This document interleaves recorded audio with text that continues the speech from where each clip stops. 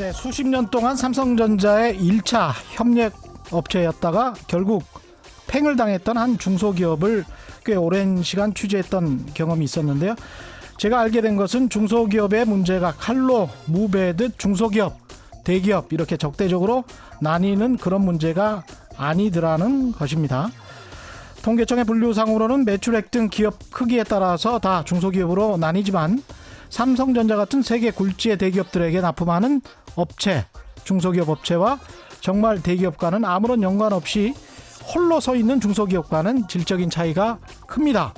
그래서 정부가 대기업을 규제하고 중소기업을 활성화시키려고 하면 대기업은 자신들에게 납품하는 중소기업들을 전면으로 내세워서 정부의 대기업 규제 정책이 오히려 중소기업을 죽인다고 선전하기도 하죠. 그런 측면도 없지 않아 조금 있습니다. 그래서 대중소기업 상생이라는 말이 나옵니다만 특히 국내 시장처럼 파이가 한정된 상황에서 이 상생이라는 것을 어떻게 구체적으로 실천해야 할지는 항상 고민스럽습니다. 대한민국 10대 경제 보고서, 오늘은 중소기업 보고서를 제출합니다. 저는 진실탐사 엔터테이너, 그러나 가끔 허당 최경령입니다. 세상에 이익이 되는 방송 최경령의 경제쇼 출발하겠습니다.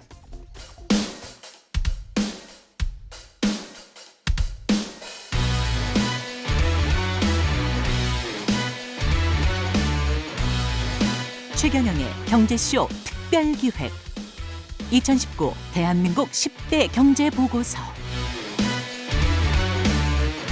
숫자로 들어보는 한국 경제의 현주소를 최고의 전문가가 알려드립니다. 네, 특별기획 2019 대한민국 10대 경제보고서를 진행하고 있는데요. 오늘은 세 번째 시간이죠. 중소기업에 대해서 심도 깊게 짚어보겠습니다. 한국 경제의 고용은 물론이고 생산 소비의 다수 원천이라고 말할 수 있겠습니다. 그런데 왜 중소기업은 늘 대기업의 그늘에서 벗어나지 못하고 있는지, 구조적인 문제와 해결책은 무엇인지, 이 문제에 대해서 아마 가장 한국에서 고민하는 분이실 것 같습니다. 박영선 중소벤처기업부 장관 모시고 실질적인 방안에 대해서 이야기 나눠보겠습니다. 안녕하십니까? 네, 안녕하세요. 예, 정부의 고위급 인사로는, 장관으로는 처음 최경영의 경제쇼에 오셨습니다. 감사드립니다. 아유, 제 영광입니다. 예. 네. 특별기획, 저희가 10대 경제보고서 중에서 한국 경제를 위협하는 이슈 중에 하나가 중소기업이다, 이렇게 뽑았는데 뽑힐만 하다라고 보십니까? 위협하기도 하지만 또 희망이기도 합니다. 기회이기도 하다. 기회. 예. 네. 네. 제가 그 모두에 말씀드렸는데요. 대기업과 중소기업의 관계가 이 종속적인 거는 사람들이 너무나 잘 알고 있고, 적대적인 건지 대등한 건지 협력한 건지 어떤 관계로 발전시켜 나가야 되는 건지, 이런 지향점 같은 게 있을 것 같습니다. 어떻게 보십니까? 저는 대기업과 중소기업의 관계가 예. 분업적 협력의 관계? 분업적 협력의 관계로 네. 가긴 가야 된다. 네. 지금은 어떤 관계라고 보십니까? 지금은 수직적. 수직적. 수직적. 그리고 그 다음에는 뭐라고 해야 되나? 수직적. 서로 필요하긴 한데요. 예. 그죠? 네. 예. 그런데 왠지 중소기업은 좀 당당하지 못한. 그렇죠. 네, 네, 예. 네. 제가 물론 이제 한참 기자로서도 선배신데요. 취재를 하다 보니까 갑을 관계로 인식하고 있는 중소기업 사장님들도 꽤 있을 것 같더라고요. 아유, 거의 대부분 그러십니다. 예. 99%. 그리고 뭐 몰래, 법은 멀고 뭐 주먹은 가깝다고 몰래 뒤에서 팔 쓱 비틀면 국회 가서도 말을 못하고, 심지어는 언론에 가서도 말 못하고, 공정거리 간다고 하고 언론 간다고 하면 너 죽을래? 뭐 이런 식의 사실은 일이 횡행하고 있다라고 보는데, 또 그런 분위기이긴 하지만 예. 많이 좋아졌습니다. 많이 좋아졌어요? 네. 두 가지 이유로 많이 좋아졌는데요. 예? 어떤 이유? 하나는 문재인 정부 들어서 중소벤처 기업부가 생기면서. 성과네요. 네, 왜냐하면 경제 주체로서 인정받고 있다라는 예. 어떤 그런 의식이 퍼져나가고 있는 것이고요. 그 전에는 청이었잖아요. 그렇습니다. 예. 두 번째는 올여름에 있었던 그 일본과의 무역 분쟁. 이것이 사실은 약이 저는 많이 됐다라고 봅니다. 정말 위기를 기회로 만들 수 있는 우리한테는 어떻게 보면 굉장히 절호의 마지막 기회가 아닌가. 각성제 같은 게 됐군요. 그렇습니다. 네, 그래서 대기업들도 그동안 우리가 너무 쉽게 그 수입을 해왔구나. 그다음에 정말 우리 중소기업들이 히든 챔피언들이 많구나. 그리고 이 히든 챔피언들이 그동안의 서름과 또 그 어려움 속에서 외국의 수출을 오히려 다른 나라에 수출을 하고 있었던 그 좋은 기술을 가진 중소기업들을 많이 발굴하게 됐고요.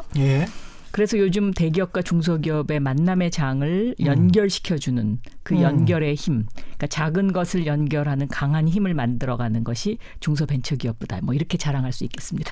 그렇군요. 네. 근데 히든 챔피언들이 많구나. 이거는 가서 장관으로 계시면서 지금 장관으로 취임하신 지 7개월 정도 되셨죠? 7개월 됐습니다. 정말 좀 느끼셨습니까? 히든 챔피언. 그럼요. 그렇습니까? 눈물 나는 그런 히스토리, 그러니까 그 자기만의 스토리를 가진 중소기업들이 정말 많습니다. 사례를 좀 들어주십시오. 예를 들면 KBS 텔레비전에서 지난주에 마지막으로 이제 올해는 마지막입니다. 내년에 또 할 겁니다. 사장님이 미쳤어요라는 프로그램이 있습니다. 그거 실검에도 막 올라가거든요. 그런데 거기에 선정되는 그 회사들을 물론 중소벤처기업부가 1년에 10개씩 선정을 해서 지금 3년째 하고 있는데요. 그 사장님들의 그 성공 스토리 내지는 그 중소기업으로서의 살아남기 이걸 들어보면 정말 눈물 납니다. 그리고 그분들이 그 자기만의 어떤 고유 기술을 갖기 위해서 정말로 그 연마해왔던 그 고난의 시간들. 그래서 그 히든 챔피언으로서 남들은 알아주지 않지만 나는 해외에 나가면 알아줘. 이런 마음으로 해외 수출을 시작해가지고 정말로 강소기업이 된 사장님들 이런 해외에서 분들이 경쟁력을 인정받은. 오히려 우리나라에서는 예를 들면 대기업들이요 자기네의 그 아까도 그 오프닝 멘트에서 말씀하시던데 대기업에 납품받는 중소기업들하고만 이렇게 딱 연대를 해가지고 더 이상 안 받아주거든요. 그러니까 그런 어떤 그 서름을 극복한 중소기업 사장님들이 굉장히 많습니다. 네. 근데 그것을 이번 기회에 일본이 정말 저렇게 우리를 아프게 때리는 바람에 오히려 찾아내는 기회 그리고 그분들이 할 수 있다. 우리도 하면 된다라는 어떤 그런 마음가짐 그리고 대기업들도 이제는 우리가 그동안에 좀 심했던 것 같다. 좀 이런 중소기업들하고 뭐 일 좀 해봐야 되겠다. 이제 이런 마음가짐이 좀 많이 바뀌어가고 있고요. 그래요? 네. 다행입니다. 왜냐하면 이제 이런 중소기업들 만나보면 사장님들이 대기업 가서 만날 수도 없대요. 그렇다고 우리한테 만나기만 해달라는 거예요. 만나기만 하면 납품을 성사시킬 수 있다고. 중소기업 사장님들이 사실 만나보는 사람들이 구매 부장 끼케야 그 정도죠. 그렇죠. 선이. 그 구매 부장도 만나기 힘든 거죠. 그렇죠. 그래서 아주 젊은 구매 과장이나 대리가 와서 이른바 이제 좀 소리도 지르고 여러 가지 요구도 하고 그러면서 이제 서름을 당하면서 계속 그게 이제 일종의 이제 갑질인 것 같은데요. 근데 이제 대기업을 다니는 분들이나 대기업 쪽이라고 할 수 있는지 모르겠습니다만은 그쪽에 관련돼서 좀 우호적인 교수님들은 이런 이야기를 하시는 걸 들었습니다. 아직까지는 경쟁력이 좀 약하다. 대다수가. 그렇게 생각을 하시곤 했었는데요. 요즘 많이 바뀌었어요. 그래요? 네. 그러니까 그 외국 것이 남의 떡이 더 좋아 보이는 약간 그런 것도 있는 것 같습니다. 네, 남의 떡이 좋아 보이는 그런 생각들이 너무 지속됐었는데 이번에 이제 그 일본과의 어떤 그런 그 무역 전쟁을 통해서 우리 걸 다시 돌아보니까 이거 괜찮은데? 그다음에 오히려 그 일본에서 수입하던 것보다 더 좋은 기술을 갖고 있는 업체들도 몇 군데 발견됐거든요. 네. 그래서 예를 들면 뭐 불화수소 같은 거. 여름에 7월 달에는 뭐 불화수소 없으면 대한민국 반도체 다 망할 것 같아요. 그렇죠. 근데 지금은 이제 우리가 큰 소리 치고 있지 않습니까? 그렇죠. 네. 삼성전자 뭐 SK 그렇습니다. 하이닉스 주가를 보면 알죠. 실제로 우리가 그 일본에 거의 버금가는 특허 기술을 가지고 있었는데도 그런데도 그것을 알아주지 않아서 이 사람들이 그동안에 이 특허 기술을 활용하지 못했던 거거든요. 아, 그러면 네. 이게 참 궁금한데요. 이게 반도체 신소재, 특히 3대 신소재와 관련해서 일본이 수출 규제했던 것들, 이거는 한국산으로 대체가 가능하는 방향으로 지금 가고 있는 겁니까? 어떻게 보십니까, 그거는? 가고 있습니다. 그래요? 네. 불화수소는 제가 보기에는 올 연말이면 아마 거의 다 해결될 거고요. 아, 그래요? 네. 이제 테스트도 다 끝났거든요. 국산으로? 국산으로. 그렇군요. 네. 그다음에 이제 불화수소에도 종류가 이제 두 가지가 있는데 이게 가스가 있고 액체가 있고 네. 뭐 이런데요. 일본이 한동안 그 불화수소의 그 에칭가스와 이제 이 액체를 구분을 해갖고 요거를 정말로 수출을 안 했어요. 예. 안 했는데 왜 안 했을까? 근데 이미 국산화 됐거든요. 예. 그러니까 사실은 일본에서 지금 그것을 우리한테 수출했던 그 업체가 뭐 아베 총리 쪽에다가 우리 다 이제 망하게 생겼다. 그렇죠. 그런 보도가 또 나왔었죠. 네. 예. 네, 이게 사실이에요. 네, 사실이고요. 또 폴리미드, 그다음에 포토레지스트, 예. 이제 이런 것들도 이제 그 폴리이미드 같은 경우는 국산화에서 개발이 돼가지고 양산 단계에 있었는데 예. 이 양산 단계에 있던 이 업체가 완전 환호성을 지른 거죠. 오히려 이런 일이 없었으면 우리 거를 과연 써줄 생각을 했겠냐. 그렇죠. 네. 언론에서는 사실 저도 전혀 모르고 있었는데 뭐 2, 3년 정도의 기술 차가 난다. 네. 뭐 이런 이야기를 그냥 상투적으로 했었는데 그게 그러니까 우리 중소기업도 놀고 있지 않았던 거죠. 그 갭을 메꾸기 위해서 정말 보이지 않는 곳에서 네. 정말 연말을 한 겁니다. 아, 네. 그렇군요. 네. 이게 그러면 상당히 내년이나 내후년에는 거의 대체될 가능성도 있겠습니다. 저는 상당수 대체될 것이다. 왜냐하면 이제 저희가 크게 당하지 않았습니까? 그렇죠. 정말 뒤통수를 맞은 거죠. 그래서 이건 아니다. 이번엔 정말 정신 차려야 되겠다. 그래서 경제부총리를 중심으로 저희 그 산자부, 중기부, 그다음에 과기부 똘똘 뭉쳐가지고 예. 사실 일주일에 2번씩 아침에 7시 반에 장관들이 모여서 계속 회의를 했거든요. 네. 이제 그 회의를 해서 지금 이제 대책을 마련해갖고 실질적으로 그 대책이 지금 가동되고 있는데 예를 들면 저희 중소벤처기업부의 경우에 네. 강소기업 100개를 선정하는 작업을 시작했습니다. 예. 그런데 여기에 응모한 지금 1차 응모, 2차 응모, 3차 응모 이제 계속 할 텐데 1차에 응모한 기업이 1,600개가 넘어요. 1,600개. 네. 근데 1,600개 중에 이제 아마 제 생각에는 얼마만큼 뽑힐지는 지금으로서는 가늠하기 조금 힘듭니다. 근데 제 생각에 한 절반 정도가 되지 않을까. 한 50개 정도. 그럼 경쟁률이 엄청 센 거죠. 그렇죠. 이미 16대 1이네요. 그렇죠. 2차에서. 예. 네. 근데 이것도 제가 보기에는 국민 경선 비슷하게 좀 심사위원단을 좀 대폭 모집하려고 그러고요. 민간에서도. 네, 민간에서 네. 투명하게 가야 되니까요. 그렇죠. 그리고 여기에 선정되면 5년 동안 180억 정도가 지원되거든요. 각 기업에게. 네. 예. 그러니까 이런 작업을 통해서 미래 100년의 먹거리를 만드는 거죠. 다시는 흔들지 못하도록. 예. 네. 이게 우리가 그때 아주 고민했던 부분들이 소재, 부품, 장비 뭐 이런 거였지 그렇습니다. 않습니까? 네. 근데 이제 부품 같은 경우에 정밀 쪽이 좀 약하다는 이야기 많이 들었고 이제 네. 반도체 신소재 같은 경우는 말씀을 하셨으니까 부품 쪽은 어떻습니까? 정밀 기계 쪽이요. 예. 그 부분이 이제 좀 더 노력해야 되는 부분입니다. 기계 쪽이. 네. 예, 왜냐하면 그거는 축적의 시간이 필요하거든요. 그렇죠. 하루아침에 될 수 없는. 그래서 그쪽도 지금 굉장히 저희가 그런 어떤 숨어있는 히든 챔피언을 찾고 있습니다. 정부가 할 수 있는 게 사실은 역할이 그런 기업을 찾아서 지원해 주는 것 정도밖에 없을겠죠. 어떻습니까? 나머지 어떤 대기업들을 연결해 주는 것. 네, 저희 중소벤처기업부의 캐치플레이즈가 작은 것을 연결하는 강한 힘입니다. 그런데 제가 7개월 동안 이 말을 계속 외치고 다녔더니 정말 그렇게 되더라고요. 말이 씨가 된다고. 수요처 같은 곳을 이제 연결해 준다는 거죠? 예를 들어서요. 이런 겁니다. 대기업이 필요로 하는 것이 무엇인지 리스트를 철저히 파악을 해요.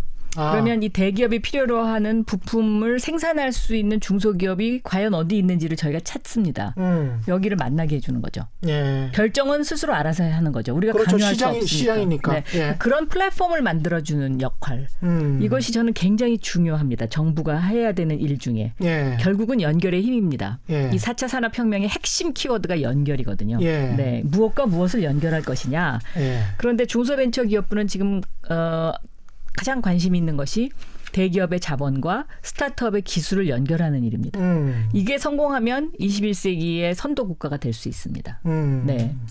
이게 잘 돼서 뭐 대기업과 상생으로 이어지면 아주 좋을 것 같은데 일단 중소기업 벤처기업부의 소관 사안은 아닙니다만은 부당한 뭐 하도급 구조나 거래 환경 소관 사안입니다. 그래요? 네. 공정거래의 소관 사안은 공정거래위원회와 저희가 긴장 관계를 가지고 예. 가는 바로 문제인데요. 예.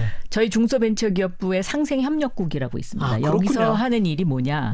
바로 그런 기술 탈취, 또 하도급 불공정 거래 이런 것들을 접수받아 가지고요.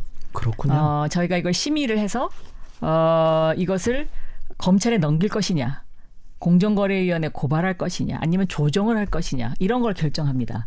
근데 이제 제가 여기 들어와서 상생협력조정위원회라는 것을 만들었는데 예. 이 상생협력조정위원회에 제가 어떤 분들을 모셨냐면 예. 대검찰청 차장님 현직 예. 네. 또 특허청 차장님, 예. 네 그리고 또 경찰청 차장님, 이제 이런 분들을 모셔갖고 회의를 하다 보니까 이게 조정이 잘 됩니다. 무서워서 조정하겠는데요. 예. 일단은 뭐 탄원서나 네. 제보 형식으로. 네. 또 장관님이 기자 출신이기도 해서 막 그런 형식으로 들고 오는 중소기업들이 많겠습니다. 예. 조정 좀 해주세요. 뭐 이러면서. 네, 좀 있습니다. 예. 좀 있는데 이제 한 가지 안타까운 것들은 예.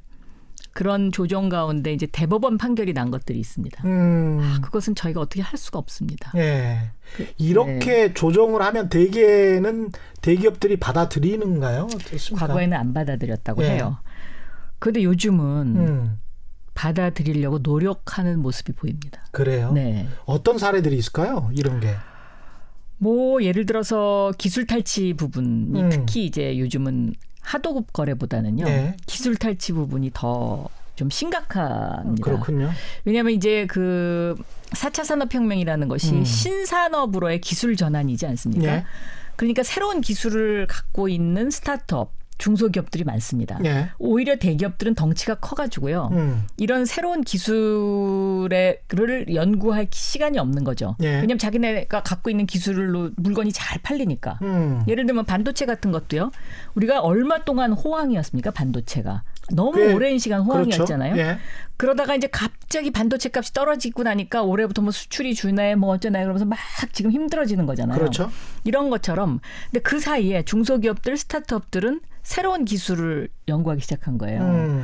그래서 이제 이 기술들을 가지고 대기업에다가 납품을 하기 위해서 대기업에 브리핑을 하면 예. 대기업이 처음엔 써주다가 조금 지나면 그것을 쫙 노하우를 이렇게 옆에서 싹 보고선 자기네 협력사한테다 너 이거 만들어봐 이런대요. 그럼 그 협력사에서 그걸 만들면 협력사가 싼 값에 납품을 하는 거예요. 그렇겠죠. 그러고는 이 원래 기술 갖고 있었던 이 회사는 이제 거기서 거래를 끊어버리는 그렇죠. 거죠. 예. 이렇게 해갖고 눈물 짓는 중소기업들이 너무 많더라고요. 이거 같은 경우도 뭐 KBS 탐사보도팀에서 한번 삼성물산과 관련해서 네. 한 적이 있는데요. 삼성물산 건설 쪽도 이런 게 있더라고요. 기술 탈취가. 그럼요. 방조제 네. 공사 관련해서도 이런 기술 탈취가 있더라고요. 그래서 이런 건설 부분도 있으면 정말 IT랄지 아까 뭐 정밀 기계, 신소재 이쪽으로 가면은 굉장히 많겠다. 많아요. 많아서 있습니다. 제가 이걸 어떻게 해결해야 되나 그러다가 이제 고민하다가 검찰청 차장님을 모신 거예요. 예. 그리고 윤석열 그 예. 유명한 예. 총장님한테 전화를 해서 예. 우리가 이런 일을 하려고 하는데 총장님은 어떻게 생각하십니까? 그랬더니 총장님께서 그거 해야죠. 뭐 이럴 때는 또 도움이 되시는군요. 예.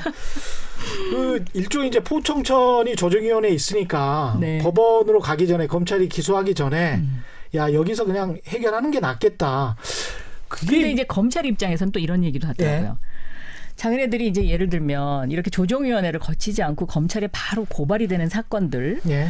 이제 이런 걸 수사하다 보면은요 아무래도 대기업은 노련하고 중소기업은 좀 약간 하지 않습니까? 그렇죠. 그래서 기초적인 지식이 없기 때문에 어떻게 하다 보면 이게 대기업이 별로 잘못이 없는 것으로 결론이 날 때가 많았다는 거예요 그동안. 예.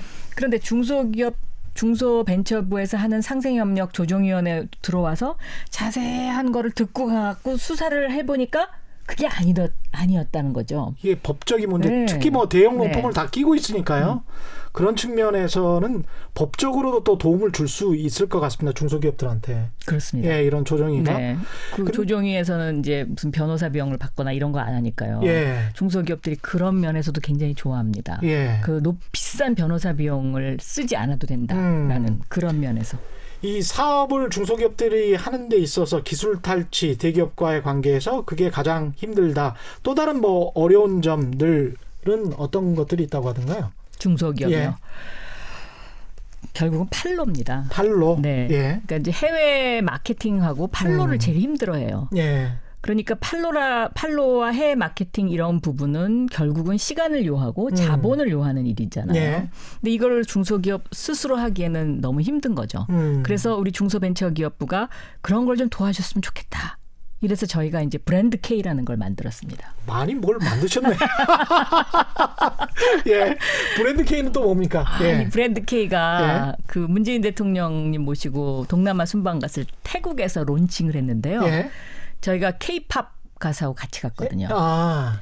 와, 그 태국에서 제일 잘 나간다는 백화점이 완전히 그냥 그날 난리가 났었습니다. 그 K-팝 가수들 때문에. 예. 그리고 그 K-팝 가수들의 공연을 백화점에서 하면서 거기다가 백화점의 전시 부스를 쫙 깔아갖고 브랜드 K 딱 이렇게 했더니 중소기업 상품들을 중소기업 상품들을 대한민국이 보증하는 브랜드 K 예? 이렇게 해가지고 쫙 했더니 완전 완판 제품 엄청 나왔어요. 그게 이제 문화하고 결합된 네. 그런 이제 판매 전략이네요. 맞습니다. 굉장히 좋네. 네. 이 중소기업의 이제 비용 문제 이야기를 안 할 수가 없는데 52시간 근무제를 하면 대기업이나 뭐 KBS 같은 공기업들은 별 상관이 없을 텐데 중소기업들은 약간 좀 애로 좀 있을 것 힘들죠. 같고요. 힘들어요. 그다음에 이제 최저임금 관련해서도 자영업자들 중소기업들이 약간 불만의 목소리를 낼 것 같은데 이런 부분들은 정부의 또 정책이다 보니까 약간의 좀 상치되는 부분이 있을 것 같은데 어떻습니까?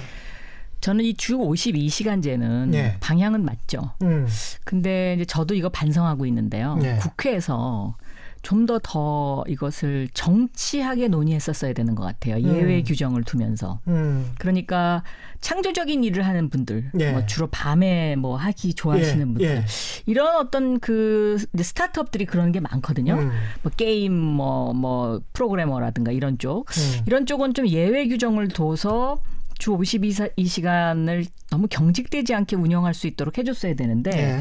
첫째 저는 그거가 국회에서 통과될 때 참 좀 잘못됐다, 예. 아쉽다 이제 이런 생각이 있고요.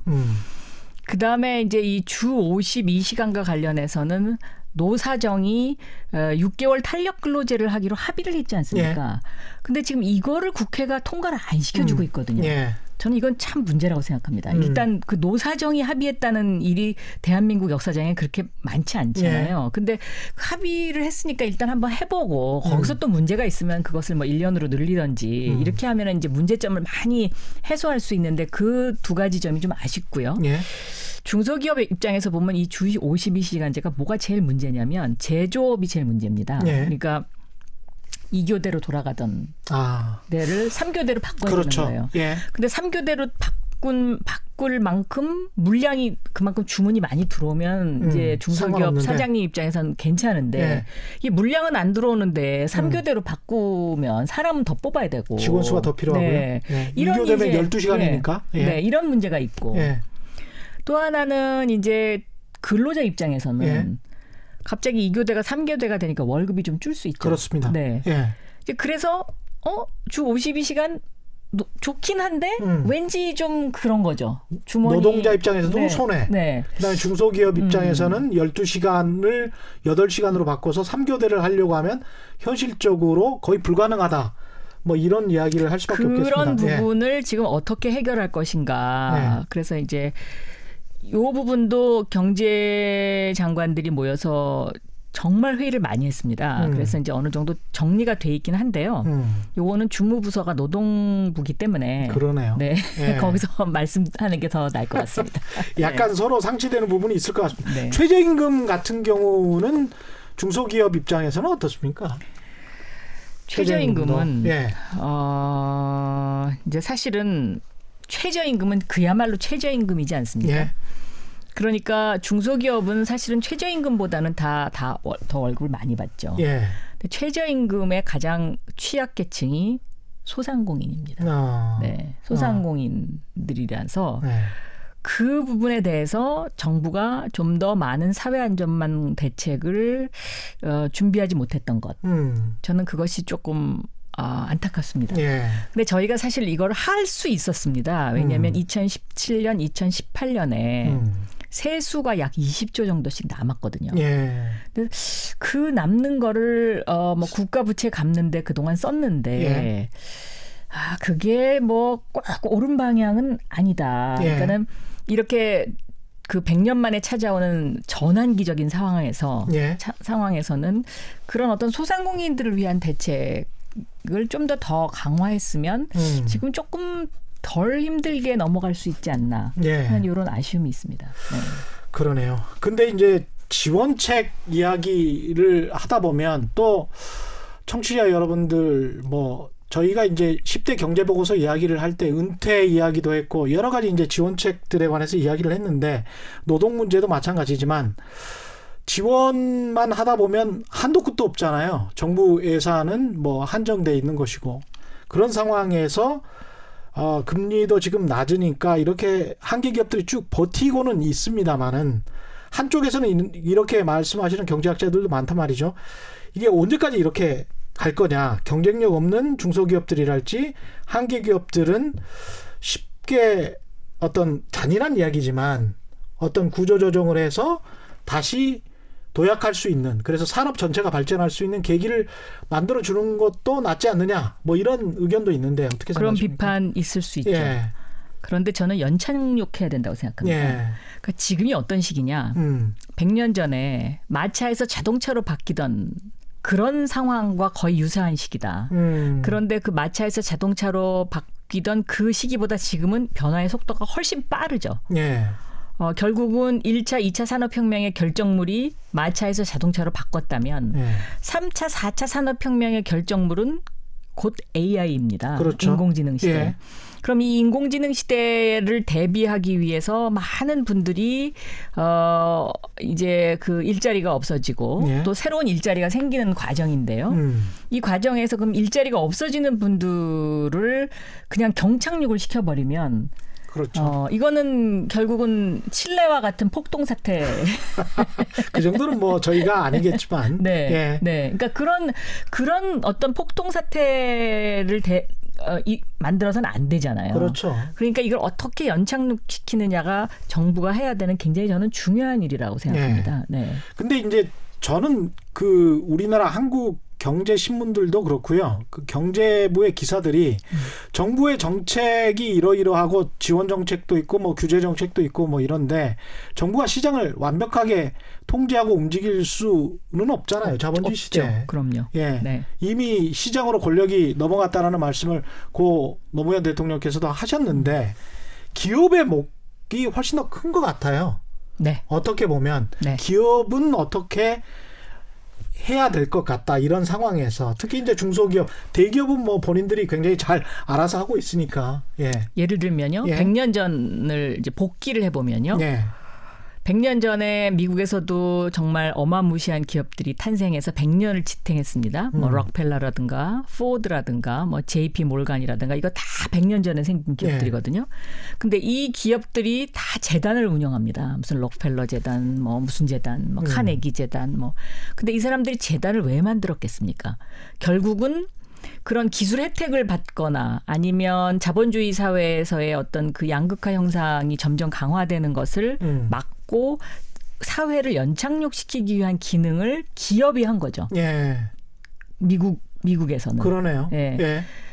근데 우리나라의 경우에는 사실은 그 역할을 정부가 더 많이 하는 편입니다. 정부에 다 네. 떠넘기는 식이죠. 네, 네. 그러니까 민간의 역할이 좀 필요한 건데. 그렇습니다. 예. 근데 그 민간의 역할이 필요하다라고 요즘 대기업들이 인식은 하고 있습니다. 아. 왜냐하면 예. 저희 이제 상생협력기금 같은 것이 있거든요. 예. 상생협력기금이 100조를 넘어섰어요. 아, 그렇군요. 네. 그리고 올해도 지금 상생협력 작년에 100조를 넘어섰고요. 그 상생협력기금은 대기업이 주로 내는 돈입니까? 대기업이 내는 돈입니다. 자발적으로. 아. 네. 그리고 그 상생협력기금이 올해 들어와서 지금 7.6% 상승했어요. 예.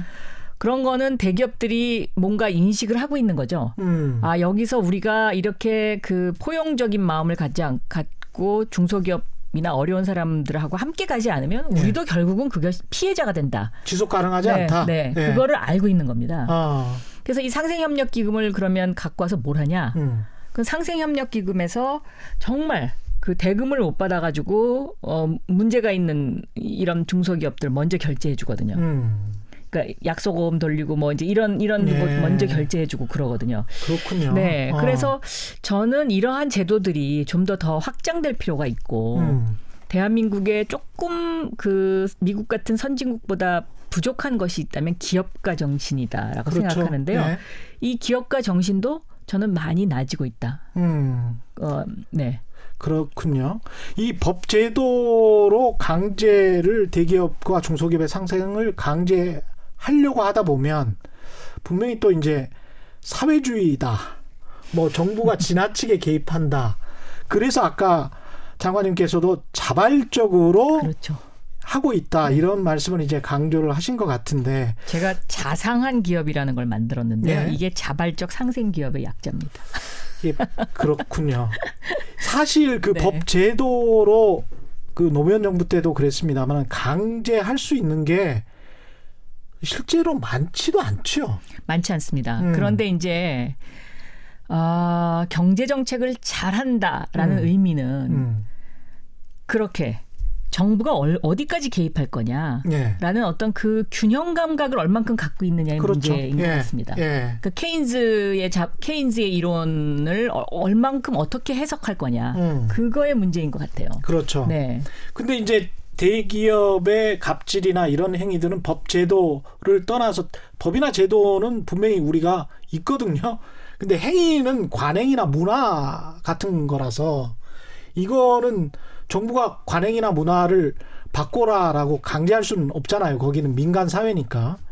그래서 정부가 분위기를 만들어야 예, 유도를 하는 수밖에 없을 것 같고 분위기. 언론도 그걸 유도할 수밖에 없는 것 같아요.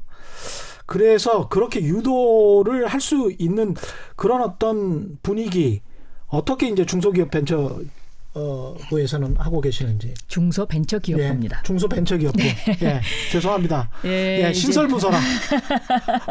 아니 많은 분들이 예. 그렇게 이제 막 좀 얘기도 하시는데 예. 저는 좋습니다. 예. 네, 그 예를 들면 동반성장 지수라는 것이 있습니다. 예. 그 동반성장 지수가 이제 만약에 예를 들어서 그런 네. 상생협력 기금을 많이 낸다든가 또 중소벤처기업부에서 하고 있는 자상한 기업에 선정된다든가 이제 이런 데 반영됩니다. 예.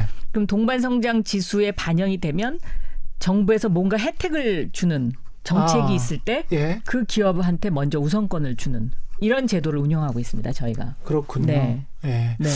과거에 경향신문에서 한국기자상을 받은 특종 그 일종의 이제 특종이라기보다는 기획보도상이죠. 한 3, 4년 정도 된 것 같습니다만은 동반성장지수 말씀하시니까 고용률까지 다 조사를 해서 보니까 삼성전자가 국내 기업 중에서 50몇 위더라고요. 랭킹 넘버1이 아니고. 그러니까 사회적 지수까지 이렇게 넣어서 계산을 해보니까 그래서 그런 것들까지 계산을 해서 가령 조달 업무랄지 이런 거에도 좀 가점을 매긴달지. 그럼요. 그거 있습니다. 아, 그런 게 그럼요. 있군요. 네네.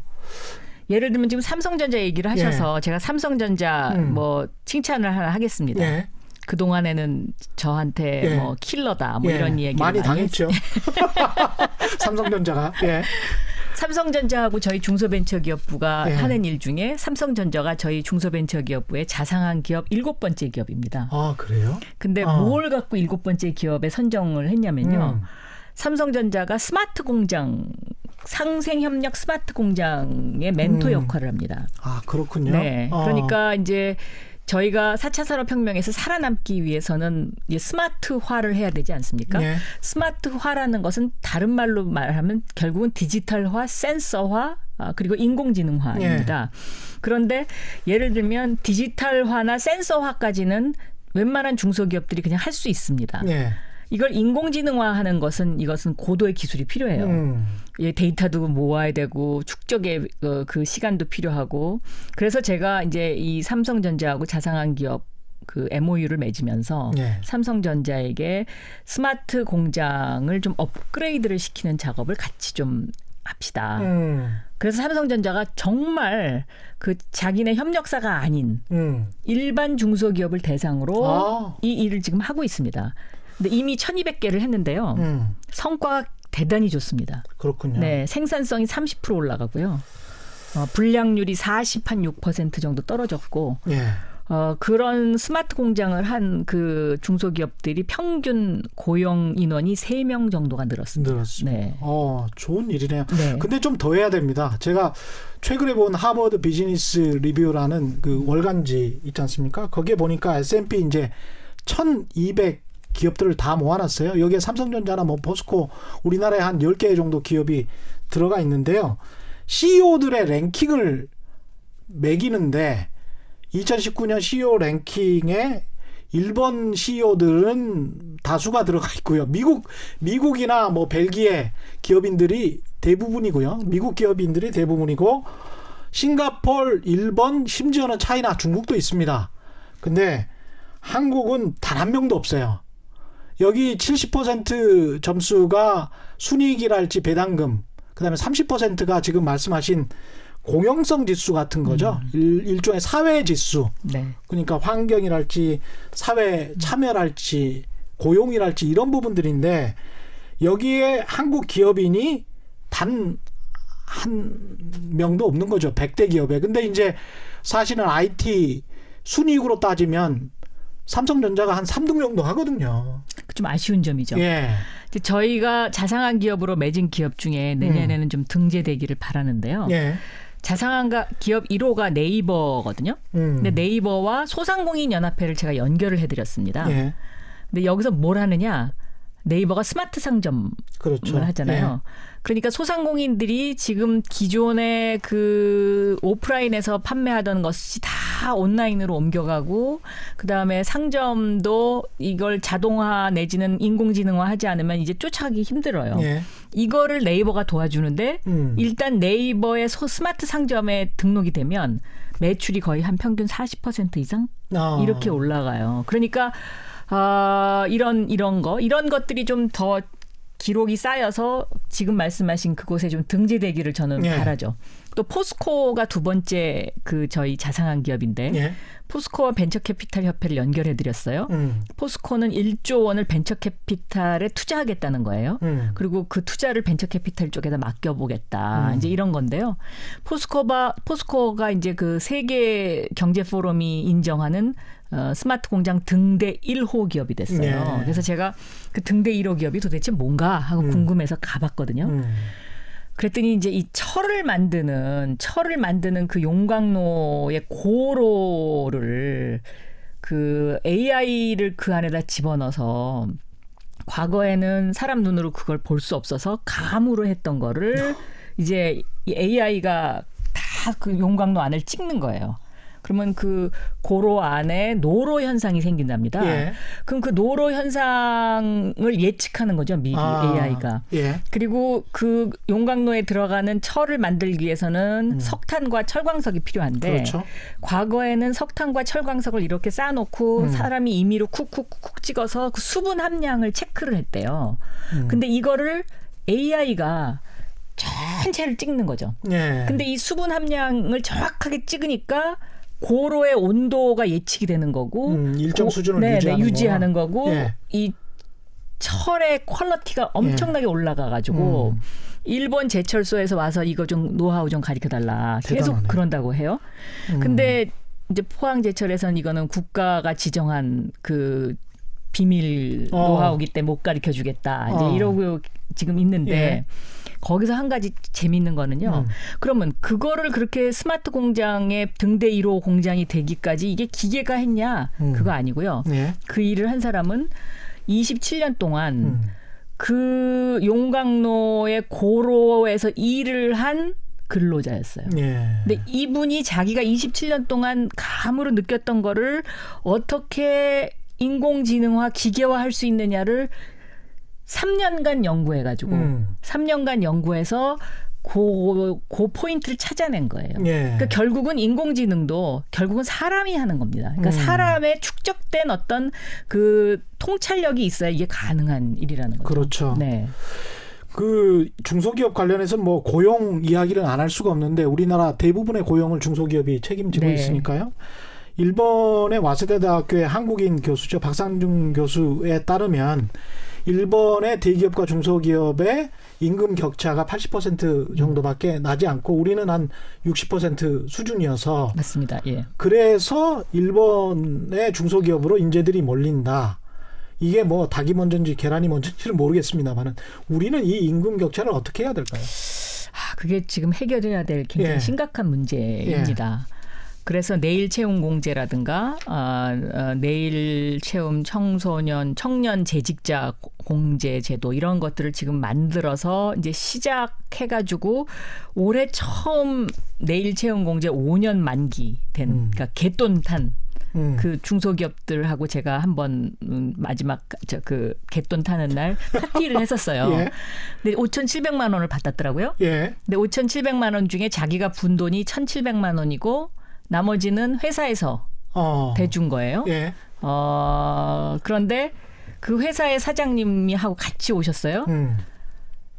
이 5,700만 원을 탄 이 사람은 너무 감격하고 5년 만에 자기가 목돈을 만들었으니까 그래서 그 목돈을 어디다 쓸 것이냐 어떤 분은 집 사는 데 보태겠다 그러고 어떤 분은 가족 여행 가겠다 그러고 뭐 다양해요.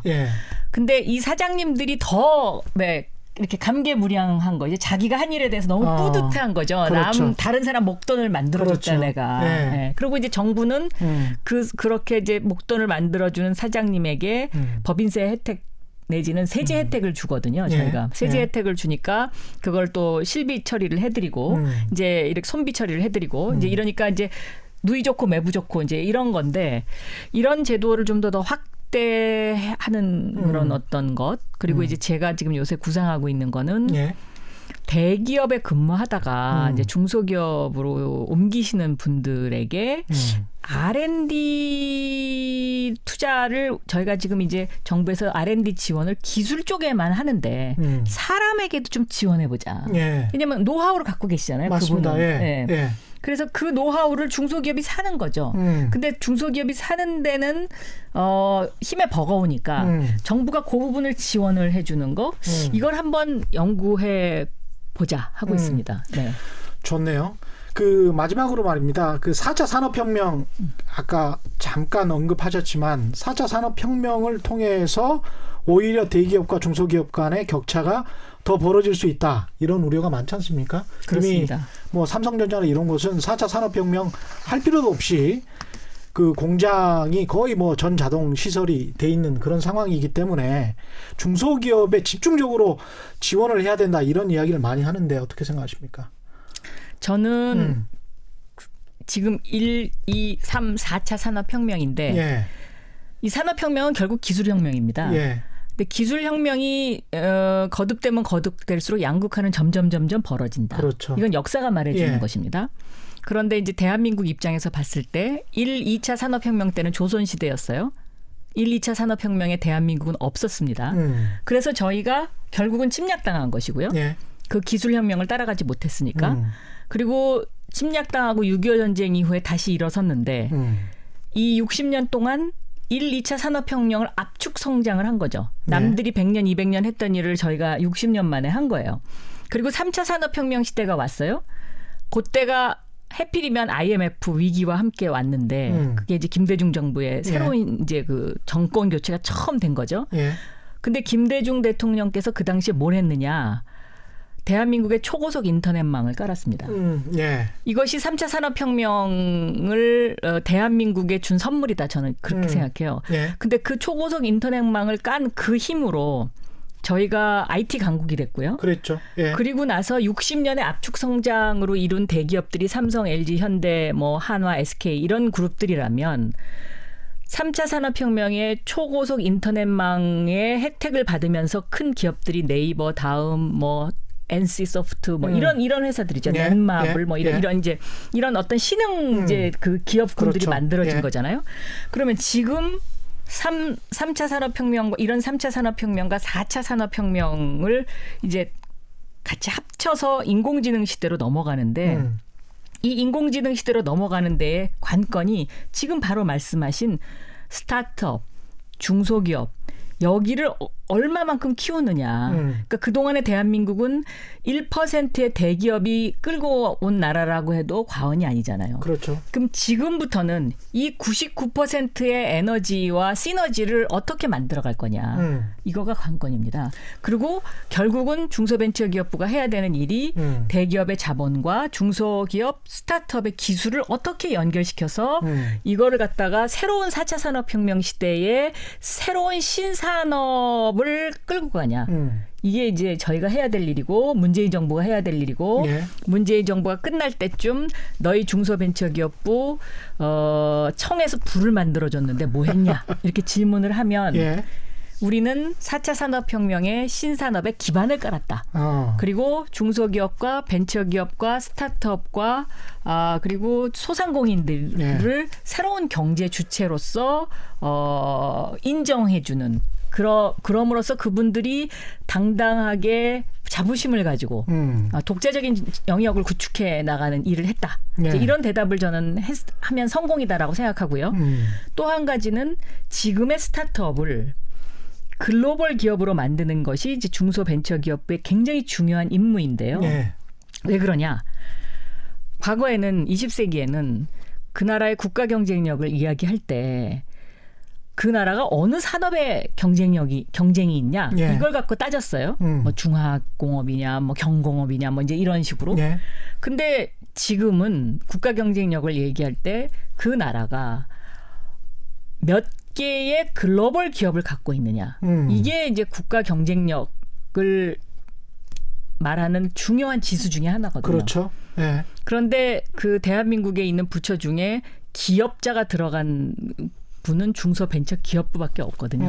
그래서 저희가 해야 되는 굉장히 중요한 일이라고 생각하고요. 예. 저희의 목표가 그래서 2022년까지 유니콘 기업 20개를 만드는 건데요. 이미 이제 문재인 정부 들어와서 유니콘 기업이 3개에서 9개로 늘어났는데 제가 장관으로 취임할 때 6개였어요. 예. 지금 9개가 됐거든요. 예. 그럼 이 9개를 20개로 만드는 일. 이것이 이제 저희가 해야 될 일이고 국민과 함께 가야 되는 예. 목표다. 이렇게 생각하고 있습니다. 너무 뭐 중소기업청에서 중소벤처기업부로 들어간 거에만 만족하지 마시고 중소벤처기업부가 정부조직법상 그 부처로 보면 제일 끝이거든요. 그래서 저희 맨 꼴찌부서입니다. 맨 꼴찌부서예요. 네. 그래서 서열, 제가 보기에는 서열 네. 정부 서열이 있어요. 네. 정부 서열이 있는데 맨 꼴찌부서인데 저는 좀 이해가 안 되는 게 매출이나 크기로 따지면 삼성전자가 제일 크고 대기업 중심이고 산자부, 기획재정부 뭐 이렇게 돼 있지 않습니까? 근데 고용으로 따지면 중소벤처기업부가 가장 많이 네. 고용을 하고 있고 9988입니다. 그렇죠. 네. 이게 99가 뭐냐면 네. 사업장의 99%, 그다음에 근로자의 88%가 그렇죠. 중소벤처기업부에서 소관입니다. 그렇죠. 네. 그런 인구를 가지고 있고 거기에서 결국 내수가 나오고 소비가 나오는 거거든요. 그래서 그게 또 유권자 수하고도 직결되고 그래서 중소벤처기업부가 정부조직법상 조금 더 위로 올라가도 아무 상관이 없겠다 그런 생각을 해봅니다. 근데 저는 그 매일매일 불러주는 이름이 참 굉장히 중요하다고 생각하거든요. 최경영의 경제쇼. 이것도 경영이라는 경영하다. 그러니까 어떻게 하늘이 나신 그 약간 좀 허당이에요. 근데 제가 그런 것처럼 지금은 글로벌 기업이 몇 개냐가 제일 중요하잖아요. 그렇죠. 근데 글로벌 기업을 만드는 부 중소벤처기업부입니다. 예. 오늘은 특별기획 2019 대한민국 10대 보고서 가운데 세 번째 시간이었죠. 중소기업 보고서 정리해봤습니다. 어떠셨나요? 잠깐만. 재밌었습니다. 재밌었습니다. 네. 예, 고맙습니다. 제가 저 장관님 나오셔가지고 뭐 떨거나 그러지는 않았죠. 청취자분들이 판단하실 것 같고요. 지금까지 함께 해주신 박영선 중소벤처기업부 장관님 감사합니다. 감사합니다. 예, 최경영의 경제쇼 저희가 준비한 내용 여기까지고요. 내일은 네 번째 주제 특별기획 2019 대한민국 10대 보고서 교육 불평등 보고서 준비했습니다.